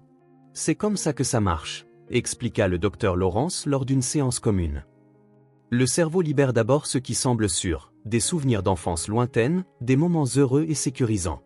Les souvenirs traumatisants viennent en dernier, car ils sont plus menaçants. Et quand ils commenceront à revenir, demanda Andrew, inquiet. Nous serons prêts, le rassura le médecin. Elena développe des outils pour les gérer. À la maison, Andrew créa une atmosphère d'acceptation sans pression. Chloé, perspicace au-delà de son âge, s'adapta au rythme de sa mère, offrant de petits gestes d'affection sans attendre de réciprocité immédiate. Des fleurs du jardin sur la table de chevet. Un dessin glissé sous la porte. De douces invitations à participer à de petites activités. Au cours de la 3e semaine de thérapie, pendant le dîner, Elena surprit tout le monde avec une question. Comment nous sommes-nous rencontrés? Andrew faillit laisser tomber sa fourchette. C'était la première fois qu'elle posait directement des questions sur leur histoire commune. À une conférence sur la conservation marine à San Diego, répondit-il, essayant de garder une voix décontractée malgré son excitation. Tu présentais tes travaux, et je couvrais l'événement pour un magazine scientifique. Le coup de foudre, demanda-t-elle avec un léger sourire. Andrew rit. Pas exactement. Tu trouvais mes questions superficielles, et je te trouvais intimidante. Mais nous avons fini par discuter des politiques de conservation dans le café de l'hôtel jusqu'à l'aube, et d'une manière ou d'une autre, ça a marché. Elena écoutait attentivement, comme si elle essayait d'intégrer cette histoire dans un espace en elle qui lui semblait encore vide. Je ne le vois pas, admit-elle avec frustration. C'est comme entendre parler de quelqu'un d'autre. Ne force pas, dit Andrew doucement. Le docteur Lawrence dit que ça viendra quand ce sera prêt. Cette nuit-là, dans le calme de sa chambre, Elena relut son journal de souvenirs, une suggestion du docteur Lawrence pour enregistrer chaque fragment rappelé. En parcourant les pages, elle remarqua un schéma. La plupart des souvenirs impliquaient un sentiment de sécurité, d'appartenance, de connexion. J'ai été aimée, un jour, écrivit-elle sur la dernière page. Et peut-être que je le suis encore. Elle ferma le journal et éteignit la lumière, s'endormant avec une sérénité qui avait été rare ces dernières semaines. C'est peut-être pour cela que le cauchemar, quand il survint, parut d'autant plus dévastateur par contraste. Elle tombait. Le rugissement du vent mêlé au crissement métallique de l'hélicoptère défaillant, des voix criant des instructions, des prières, des adieux, l'impact violent avec l'eau, le froid, l'obscurité, attaché par sa ceinture de sécurité tandis que l'eau glacée inondait la cabine, les poumons brûlants. Une dernière pensée, Chloé. Andrew, avant que tout ne devienne noir. Elena se réveilla en hurlant, se redressant brusquement dans son lit, tout son corps tremblant. Elle était désorientée, incapable de distinguer le cauchemar de la réalité, sentant encore l'eau glacée lui remplir les poumons. Andrew, réveillé par son cri, se précipita dans le couloir sombre jusqu'à sa chambre. Il la trouva assise sur le lit, les yeux écarquillés de terreur, respirant vite et superficiellement. « Elena » aplatait-il depuis le seuil, prudent de ne pas l'effrayer davantage. Elle ne répondit pas, ne semblant pas remarquer sa présence. Ses yeux étaient fixés sur quelque chose qu'elle seule pouvait voir. Quelque chose qui vivait dans sa mémoire nouvellement éveillée. L'autre ? Je ne peux plus respirer, murmura-t-elle, la voix presque méconnaissable. Si froid, noir. Andrew s'approcha lentement, s'asseyant sur le bord du lit. Elena, tu es en sécurité, dit-il fermement. Tu es à la maison. Ce n'était qu'un rêve. Progressivement, ses yeux se concentrèrent sur lui, la terreur laissant place à la confusion. Andrew ? Oui, c'est moi. Tu as fait un cauchemar. Elle cligna plusieurs fois des yeux, comme si elle ajustait sa vision entre deux mondes. Puis, sans prévenir, elle glissa du lit et se laissa tomber sur le sol, se recroquevillant contre le mur, serrant ses genoux. De profonds sanglots secouaient son corps. Je me suis souvenu, dit-elle à travers ses larmes. L'accident, la chute, l'eau. Nous étions 5. Personne n'a survécu. Andrew s'installa tranquillement à côté d'elle sur le sol, laissant un peu d'espace, lui permettant de traiter l'avalanche de souvenirs. C'était si réel, continua Elena, essuyant son visage avec des mains tremblantes. Pas comme un rêve, comme si ça se passait en ce moment même. J'ai entendu leur voix, vu leur visage. Elle s'interrompit, n'ayant pas besoin de finir. Andrew connaissait les rapports officiels. Tous les autres étaient morts sur le coup ou noyés. Elena, seule, avait survécu, par un miracle inexplicable. Je ne sais pas ce qui est réel, avoua-t-elle en le regardant avec des yeux pleins de larmes. Ces souvenirs me semblent appartenir à la vie de quelqu'un d'autre, mais la douleur, la peur, elles sont si réelles. Tu peux être qui tu choisis d'être, dit Andrew doucement, avec ou sans tous tes souvenirs. Elena le fixa longuement, comme si elle cherchait quelque chose sur son visage. J'ai si peur, admit-elle finalement, sa voix à peine au-dessus d'un murmure. Peur de ce dont je pourrais me souvenir, peur de ce que je pourrais ne jamais retrouver. Andrew tendit la main, paume vers le haut, entre eux. Une invitation, pas une imposition. Après un moment d'hésitation, Elena posa sa main sur la sienne. C'est fini maintenant, dit-il doucement en enserrant ses doigts. Tu n'es pas seul. Nous sommes là avec toi. Nous allons traverser ça ensemble. Ils restèrent ainsi longtemps, assis côte à côte sur le sol de sa chambre sombre, les mains jointes en silence. Les sanglots d'Elena finirent par se calmer. Sa respiration ralentit. Puis, dans un mouvement qui les surprit tous les deux, elle appuya sa tête sur l'épaule d'Andrew. Il n'hésita qu'un instant avant de passer un bras autour d'elle, sentant ses légers tremblements contre sa poitrine. C'était le contact physique le plus long qu'ils aient partagé depuis son retour. Pas un contact clinique ou hésitant, mais une véritable étreinte, donnée et reçue volontairement. Ils ne dirent plus un mot cette nuit-là. Ce n'était pas nécessaire. Le langage du réconfort n'avait besoin ni d'explication ni de promesses. Alors que les premiers rayons de lumière matinale filtraient à travers les rideaux, Elena s'endormit contre l'épaule d'Andrew, épuisée par la tempête émotionnelle de la nuit. Il resta immobile, ignorant l'inconfort de la position, craignant que le moindre mouvement ne perturbe le premier sommeil véritablement paisible qu'elle ait eu depuis des semaines. Il savait que le cauchemar, aussi douloureux soit-il, représentait un réel progrès. Le docteur Lawrence avait expliqué que les souvenirs traumatisants doivent être accessibles et traités pour perdre leur pouvoir destructeur. Cette nuit angoissante était, paradoxalement, le début d'une véritable guérison. En regardant le visage endormi d'Elena, Andrew ressentit une prudente vague d'espoir. La route à venir serait encore longue, remplie d'autres cauchemars, d'autres larmes, d'autres moments de doute et de confusion. Mais maintenant, ils avaient quelque chose qu'ils n'avaient pas auparavant, la certitude qu'ils ne marcheraient pas seuls sur ce chemin. L'hiver arriva à Boston avec un ciel dégagé et la première neige de la saison. De minuscules flocons blancs flottaient paresseusement, transformant le paysage urbain en quelque chose de magique et de feutré. De la fenêtre de la cuisine, Elena regardait la neige s'accumuler dans le jardin tout en préparant le petit déjeuner, une responsabilité qu'elle avait progressivement assumée ces dernières semaines, bien que personne n'ait mentionné à quel point un simple acte domestique pouvait être significatif. 2 semaines s'étaient écoulées depuis la nuit du cauchemar, depuis ce moment de vulnérabilité qu'ils avaient partagé sur le sol de la chambre. Quelque chose avait changé après cela, comme si la terreur de revivre l'accident avait ouvert une porte autrefois verrouillée. Le docteur Lawrence expliqua que le cauchemar avait été une étape importante, l'esprit d'Elena se sentant enfin suffisamment en sécurité pour traiter le traumatisme central qui avait déclenché son amnésie. Depuis lors, les souvenirs avaient commencé à revenir, non plus seulement en fragments isolés, mais en pans entiers de sa vie antérieure. Ce n'étaient pas tous ses souvenirs, et ils ne suivaient pas un ordre chronologique précis. C'étaient des pièces éparses d'un immense puzzle, mais des pièces significatives qui offraient des aperçus d'une image plus vaste. Bonjour. La voix endormie de Chloé ramena Elena au présent. La fillette entra dans la cuisine, encore en pyjama, les cheveux noirs en désordre, se frottant les yeux. Bonjour, Chloé, répondit Elena naturellement, inconsciente de la signification de ce qu'elle venait de dire.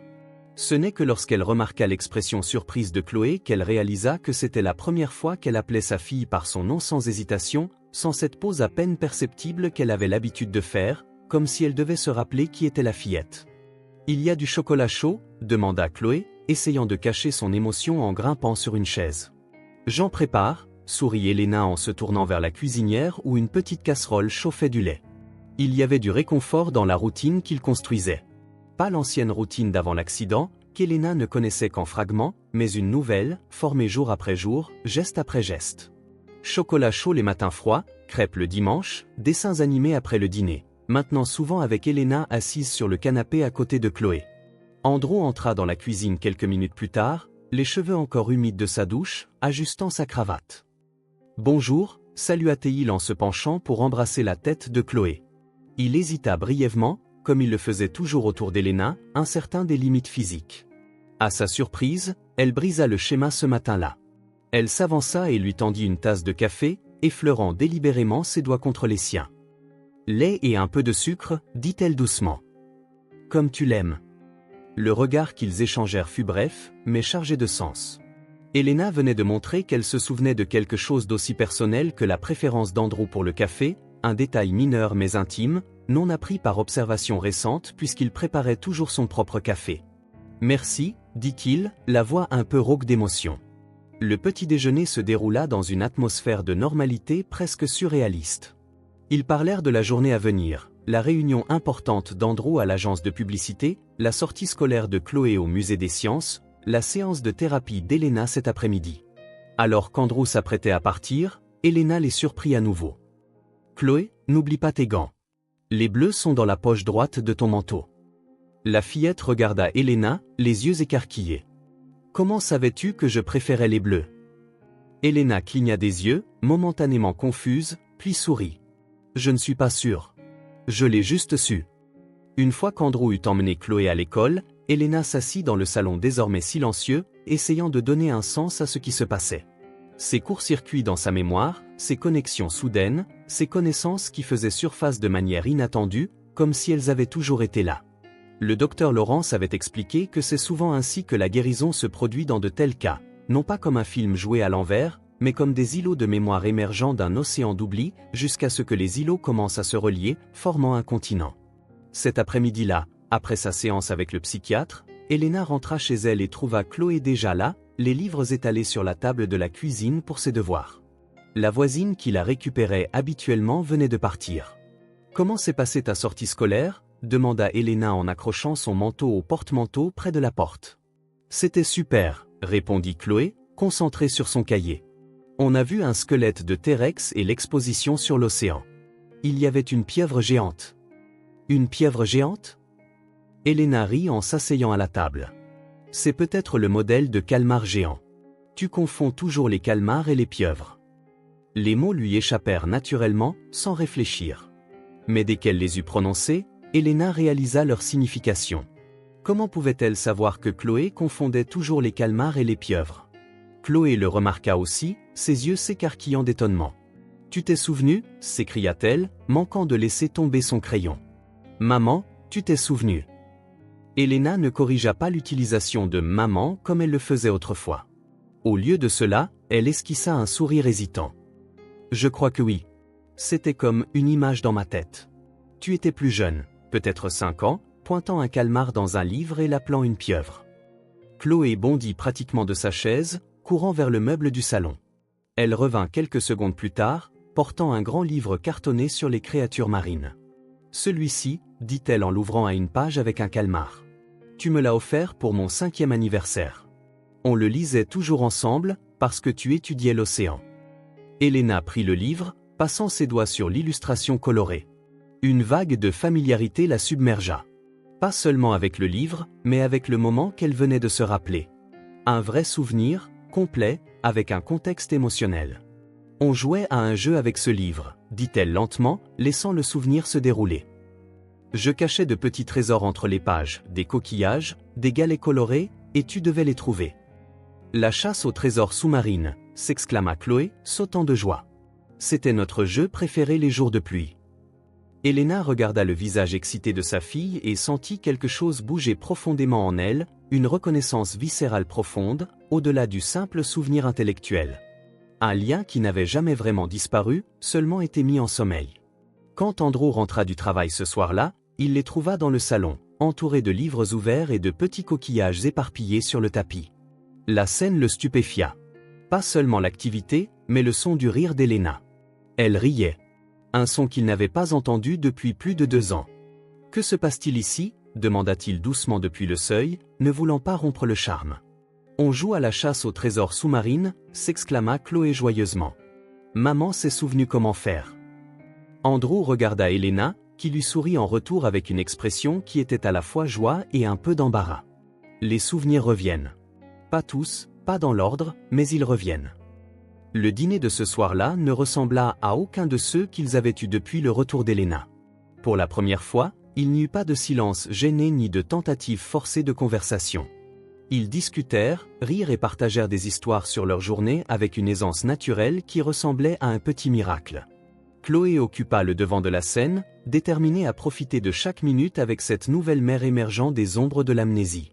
Elena répondait à ses questions, parfois avec certitude, parfois en admettant qu'elle ne se souvenait pas d'un événement ou d'un détail particulier. Ce qui surprit le plus Andrew, c'est de voir sa femme refaire surface dans de petits gestes. La façon dont elle inclinait la tête en écoutant, l'habitude d'enrouler une mèche de cheveux autour de son doigt quand elle réfléchissait, le rire spontané qui lui avait tant manqué. Elle n'était pas exactement la même Elena d'avant l'accident. Peut-être que cette version ne reviendrait jamais complètement. Elle était quelqu'un de nouveau, formé par la fusion de l'ancienne Elena avec la femme qui avait émergé de la tragédie. Et il y avait une certaine beauté dans cette transformation, pensa Andrew. Dans les jours qui suivirent, d'autres souvenirs revinrent, certains triviaux, d'autres profondément significatifs. Elena commença à se déplacer dans la maison avec plus d'assurance, trouvant des objets dans les tiroirs sans avoir besoin de demander, cuisinant des plats qu'elle préparait des années auparavant, reconnaissant les voisins par leur nom lorsqu'ils passaient.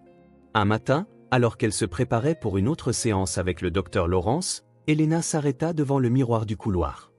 Pendant des semaines après son retour, elle avait évité son reflet, surprise par ce visage qu'elle ne reconnaissait pas comme le sien.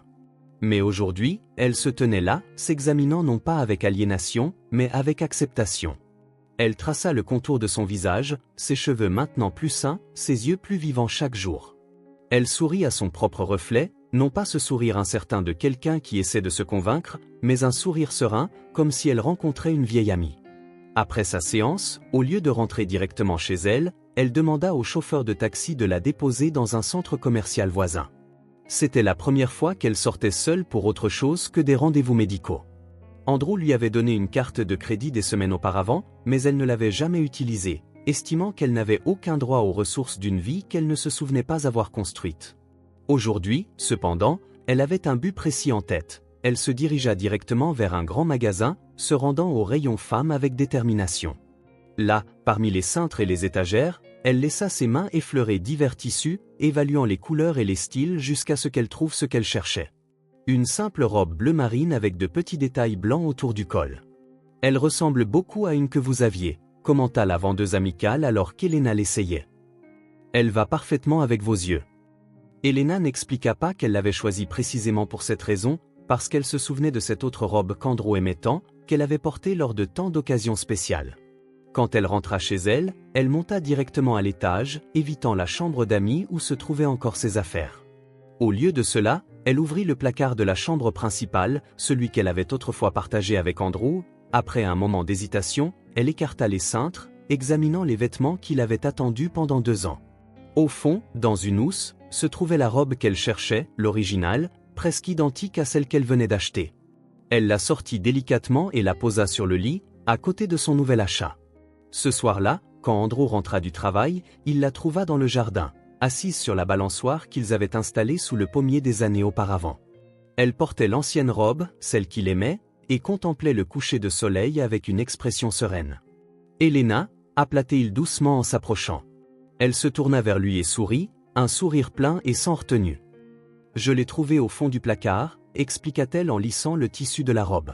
« Elle me va encore. » Andrew s'assit à côté d'elle sur la balançoire, laissant un petit espace, ne voulant pas la presser. Mais Elena se rapprocha jusqu'à ce que leurs épaules se touchent. « Chloé n'est pas encore rentrée ?» demanda-t-elle. Son professeur de piano a appelé. Le récital est la semaine prochaine, alors il répète un peu plus longtemps aujourd'hui. Elena hocha la tête, absorbant cette information. Le piano. Elle a commencé à 6 ans. Elle l'a détesté pendant les premières semaines, puis en est tombée amoureuse une fois qu'elle a appris à jouer cette chanson du film d'animation sur le petit robot. Andrew la regarda, surpris par la précision de ce souvenir. « Tu te souviens de tout ça ?»« Pas tout », admit-elle en balançant doucement la balançoire avec ses pieds. « Il y a encore des trous, de grands espaces vides.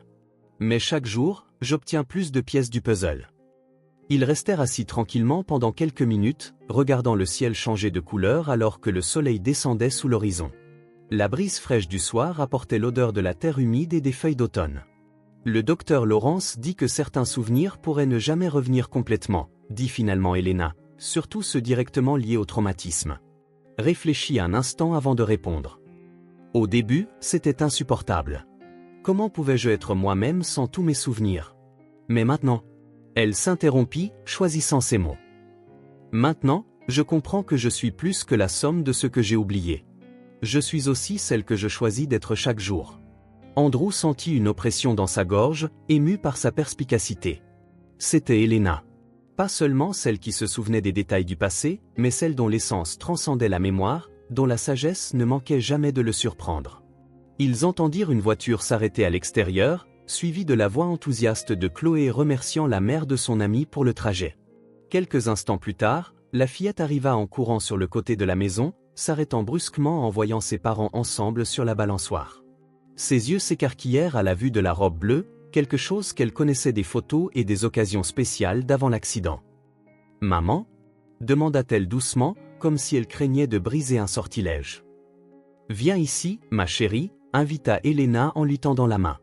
Chloé s'approcha et s'assit de l'autre côté de sa mère, complétant le tableau. Tous les trois se balancèrent doucement, regardant les premières étoiles apparaître dans le ciel qui s'assombrissait. « Et peut-être que je ne me souviendrai pas de tout, » dit Elena doucement, passant un bras autour des épaules de Chloé et glissant son autre main dans celle d'Andrew. « Mais c'est ici que je veux être. » Dans le silence qui suivit, il n'y avait plus de gêne, seulement une reconnexion. Ni une fin, ni un nouveau commencement. Plutôt une continuation d'une histoire qui avait été interrompue mais qui retrouvait maintenant son chemin, différente, mais tout aussi significative. Les liens autrefois déchirés par le traumatisme et l'oubli se retissaient en de nouveaux motifs, plus forts pour avoir été éprouvés, plus précieux pour avoir été presque perdus. La lumière matinale printanière inondait la maison des Taylor, baignant chaque objet d'une lueur dorée.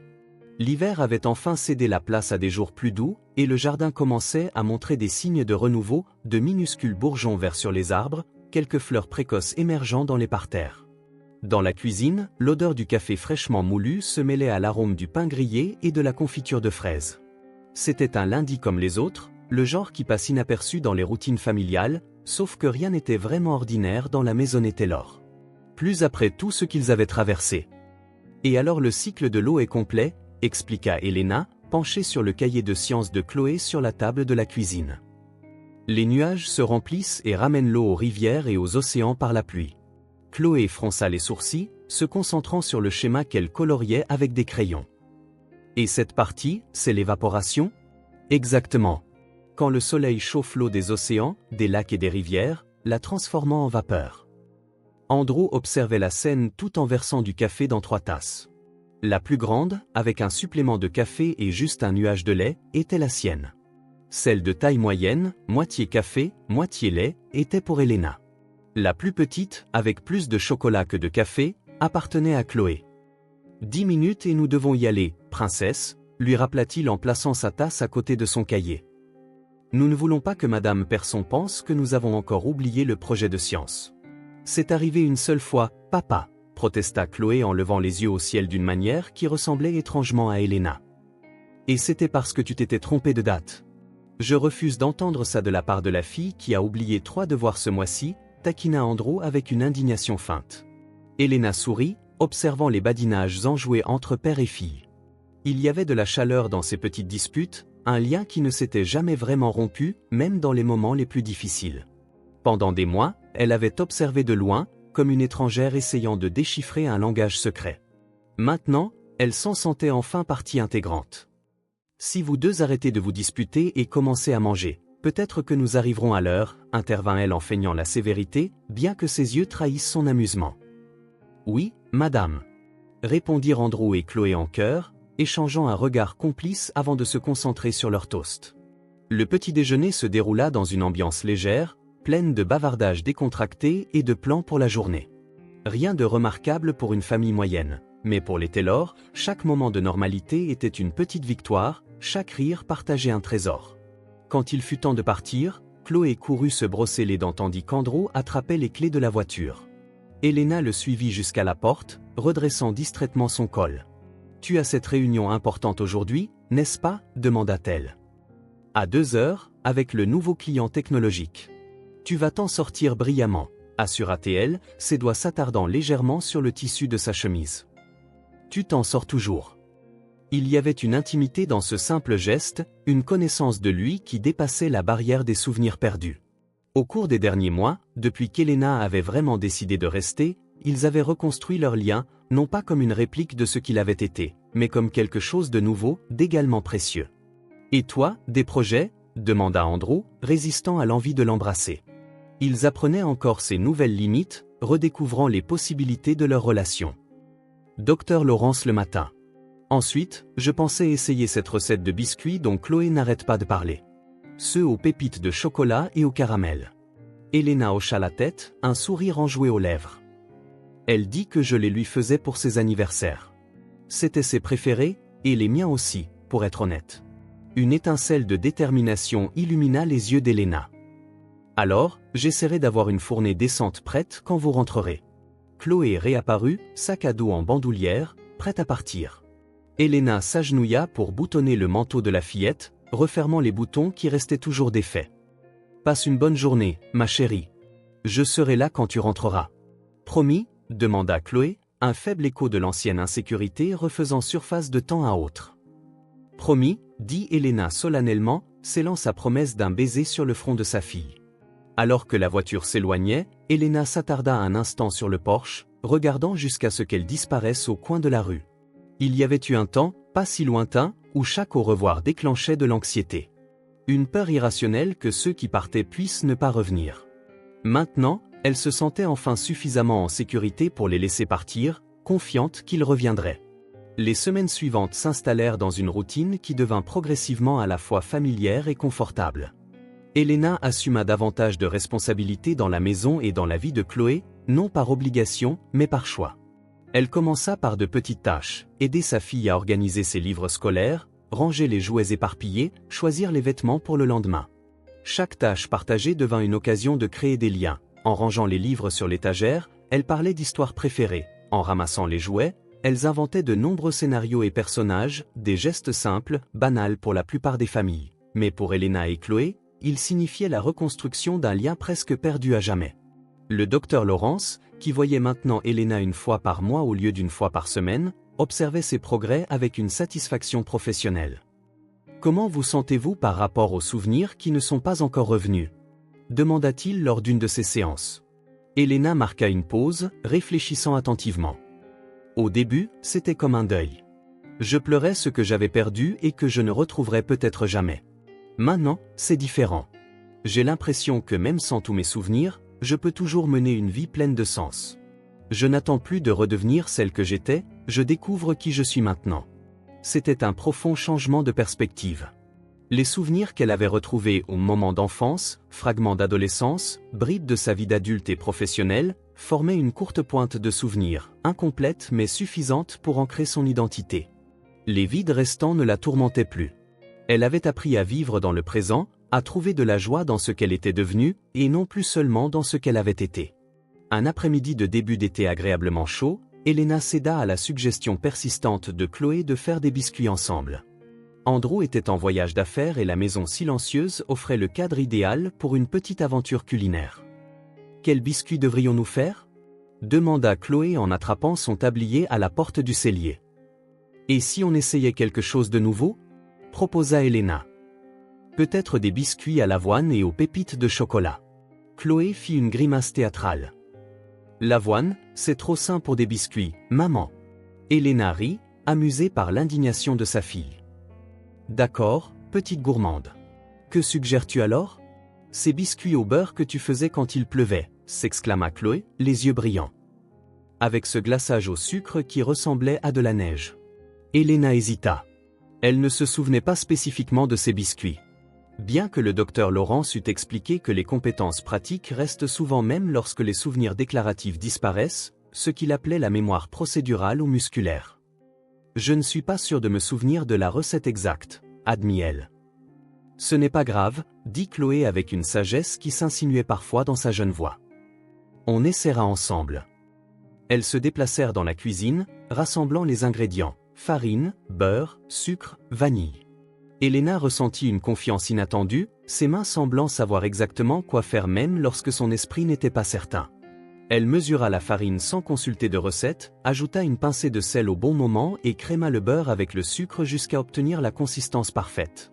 Chloé observait avec fascination Elena se mouvoir avec une habileté qui les surprenait toutes les deux, comme si son corps se souvenait de ce que son esprit ignorait. Le mouvement précis pour mélanger la pâte. Le moment parfait avant qu'elle ne devienne trop collante. Maintenant, vient la partie amusante, dit Elena en étalant la pâte. Il est temps de découper des formes. Elles travaillèrent côte à côte, découpant des étoiles, des cœurs et des lunes. Les petites mains de Chloé s'agitaient avec enthousiasme, bien qu'un peu maladroitement, tandis que celles d'Elena suivaient un rythme familier et exercé.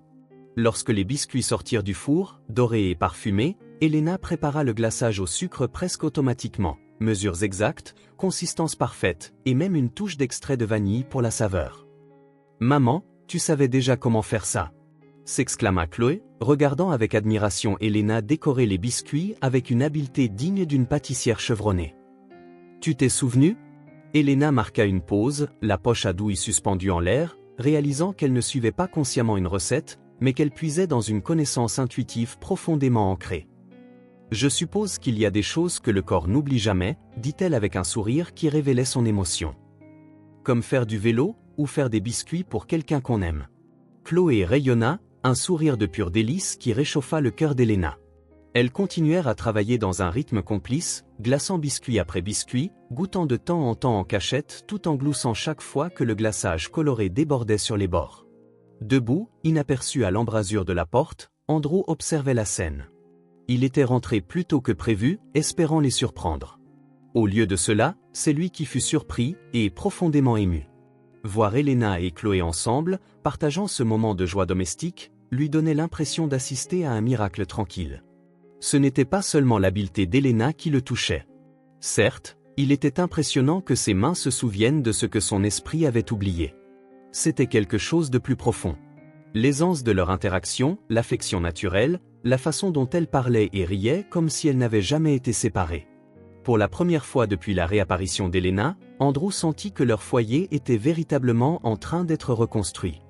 Non pas comme une réplique exacte de ce qu'il avait été, mais comme quelque chose de nouveau et d'également précieux, un geste à la fois, un rire partagé, un biscuit glacé ou de simples morceaux de normalité formant quelque chose d'extraordinaire. Lorsqu'il fit enfin connaître sa présence, elles l'accueillirent avec des cris de surprise et de joie.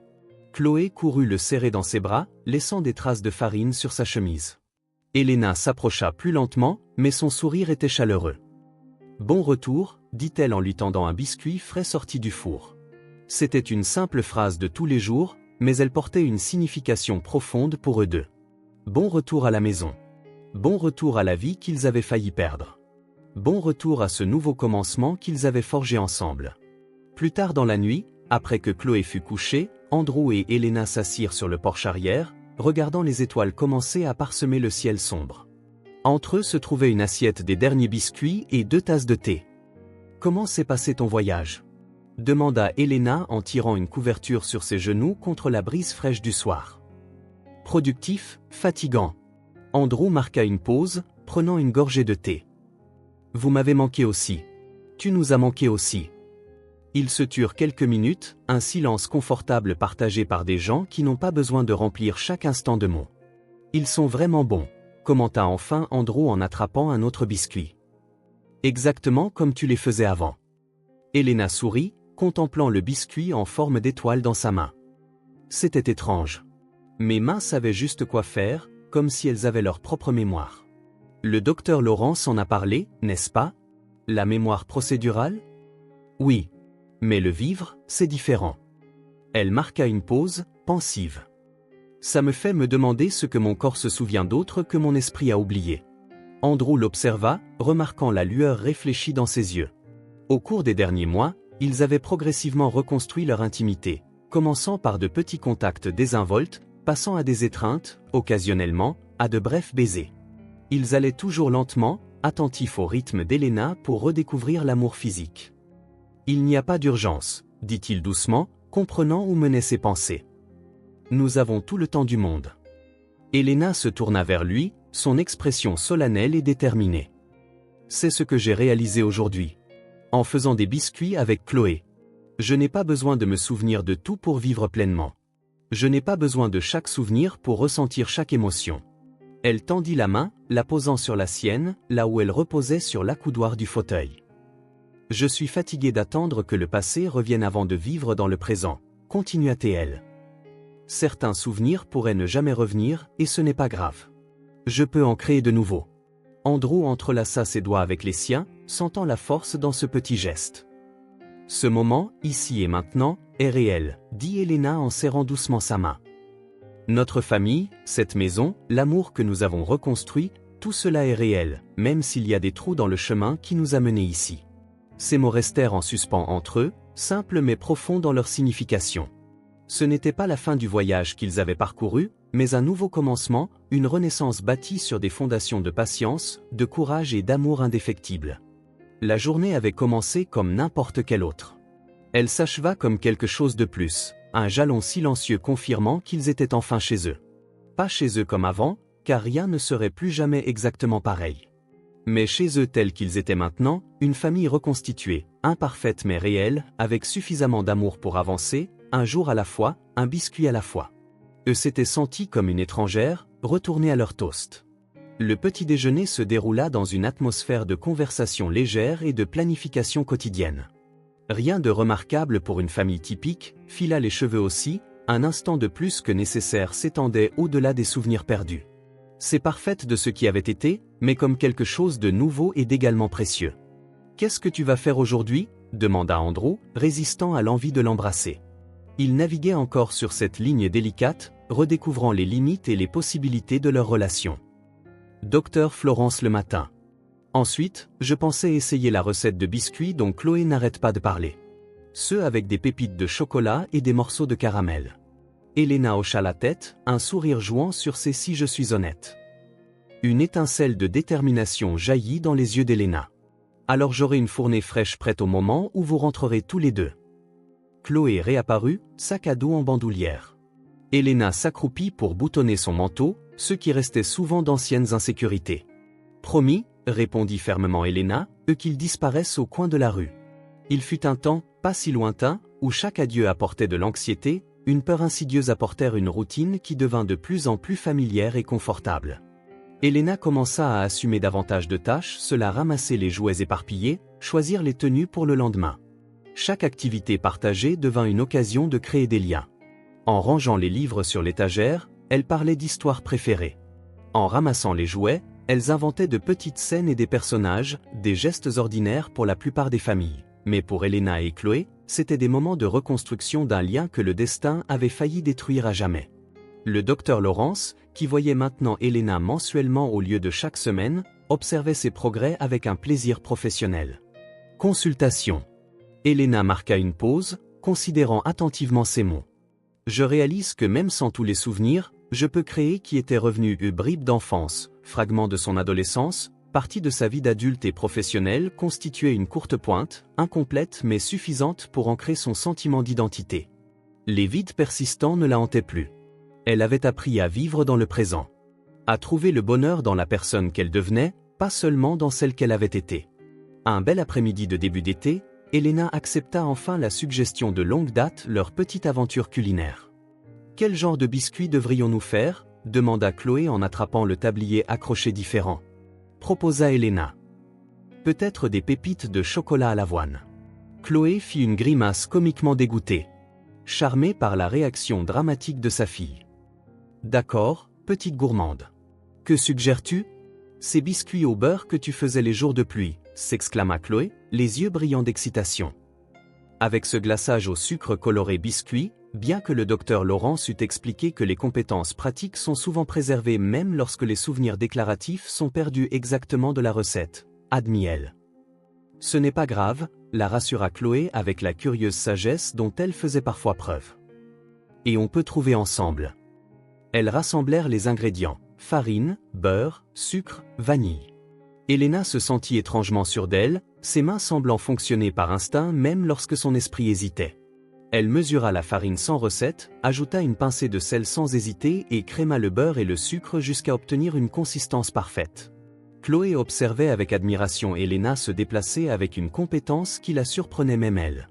C'était ignorer le mouvement exact pour pétrir la pâte, le stade parfait avant qu'elle ne devienne trop collante. Maintenant, la partie amusante, dit Elena en étalant la pâte. On découpe des formes, l'une dans la pâte. Les petites mains de Chloé s'agitaient avec empressement, parfois maladroitement, tandis que celles d'Elena suivaient un rythme régulier et familier. Lorsque les biscuits furent cuits, dorés et parfumés, Elena prépara le glaçage comme si elle était en pilote automatique. Mesure précise, épaisseur parfaite et une touche d'essence de vanille. Stupéfaite par la décoration habile d'Elena. En l'air, réalisant qu'elle ne suivait aucune instruction consciente mais puisait dans une connaissance intuitive plus profonde. Certaines choses que le corps n'oublie jamais, répondit-elle avec un sourire ému. Radieux qui emplit Elena de chaleur. Elles continuèrent à décorer dans une harmonie confortable, goûtant de temps en temps un biscuit frais en cachette, riant lorsque le glaçage au sucre débordait sur les bords. À l'embrasure de la porte, invisible, Andrew regardait. Il était rentré plus tôt que prévu, espérant les surprendre, pour être finalement celui qui était surpris et profondément touché. Être témoin d'Elena et Chloé ensemble, partageant une petite explosion de bonheur à faire des biscuits qui le remuaient. Bien qu'il fût étonnant oublié, c'était quelque chose de plus profond, l'interaction naturelle, l'affection facile, la façon dont elle conversait le retour d'Elena, Andrew sentit véritablement que leur foyer se reconstituait. Non pas comme une reconstruction parfaite précieux, un geste doux à la fois, un rire partagé, un biscuit glacé. Lorsqu'il entra enfin dans la pièce, elles l'accueillirent avec des cris de joie excités. Chloé se précipita pour le serrer dans ses bras, laissant des empreintes tout aussi chaleureuses. « Bon retour », dit-elle en lui offrant un biscuit encore chaud. Une phrase si simple, utilisée tous les jours, mais chargée d'une signification plus qui avait failli leur échapper. Bon retour au s'installèrent sur le porche arrière, contemplant les premières étoiles apparaissant dans le ciel. Ils partagèrent les derniers biscuits et sirotèrent du drapant une couverture sur ses genoux pour se protéger de la brise fraîche du soir. Productif, épuisant, répondit Andrew en prenant une gorgée de thé. Vous m'avez manqué tous les deux. Tu nous as manqué aussi. Ils tombèrent dans un silence complice, le genre qui existe entre des personnes qui n'ont pas besoin de remplir chaque instant de bavardage. Ils sont délicieux, commenta enfin Andrew en prenant souris au oui, mais c'est différent de le vivre. Elle marqua une pause. Ça me fait me demander ce que mon corps sait d'autre que mon esprit a oublié. Andrew la regarda calmement, remarquant l'éclat pensif dans ses yeux. Au cours des derniers mois, ils avaient lentement reconstruit leur intimité, commençant par de brèves touches, progressant vers des étreintes et partageant occasionnellement de courts baisers. Ils restaient prudents, laissant Elena donner le rythme pour redécouvrir l'intimité physique. « Il n'y a pas d'urgence », dit-il doucement, devinant la direction de sérieuse et déterminée. « C'est ce que j'ai réalisé aujourd'hui, en tous mes souvenirs pour ressentir chaque émotion. » Elle posa sa main sur la sienne, sur l'accoudoir de son fauteuil. Je suis fatigué d'attendre que le passé revienne complètement avant de me permettre de profiter du tranquille dans ce petit mouvement. Est réel. Même s'il y a des lacunes dans le voyage. Simple, mais lourd de sens. Pas une fin, mais un commencement. Une occasion de repartir à zéro plus. Un jalon silencieux confirmant qu'ils étaient enfin chez eux. Pas la maison d'antan, car rien ne serait plus jamais exactement pareil. Mais la maison qu'ils avaient maintenant. Une famille reconstituée. Imparfaite, mais authentique. Débordante d'assez d'amour pour continuer à. Si cette histoire vous a touché le cœur, abonnez-vous à la chaîne et activez les notifications pour ne pas manquer les prochaines. Laissez un j'aime car cela aide cette histoire à être recommandée à plus de personnes.